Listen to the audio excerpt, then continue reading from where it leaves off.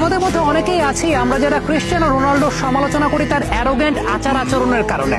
কিন্তু আপনি কি জানেন 2011 সালে যখন ইউরোপের গোল্ডেন বুট CR7 জিতেছিলেন, পরবর্তী সময় 2017 সালে সেই গোল্ডেন বুটটাকে তিনি নিলামে তুলেছিলেন এবং নিলামে তোলার মাধ্যমে 1.2 মিলিয়ন পাউন্ড আয় হয়েছিল। যেই আয়ের পুরো অর্থটা CR7 দান করেছিলেন মূলত ফিলিস্তিনের গাজায় মুসলিম শিশুদের স্কুল সংস্কারের জন্য।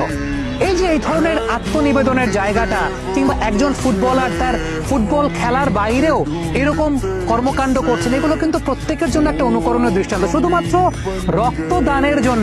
রক্তদানের জন্য তিনি শরীরে কোনো প্রকার ট্যাটু অঙ্কন করেন না। আমরা বিশ্বব্যাপী অনেক ফুটবলারকে দেখি যে শরীরব্যাপী ট্যাটু করছেন, এটা একটা ফ্যাশন বা আইকনিক একটা স্টাইল হিসাবে ব্যবহৃত হয়। বাট ক্রিশ্চিয়ানো রোনাল্ডো ট্যাটু ছাড়াই তিনি আইকনিক স্টার। কারণটা হচ্ছে তিনি ট্যাটু গ্রহণ করেন না, এই কারণে তিনি রক্ত দিতে পছন্দ করেন।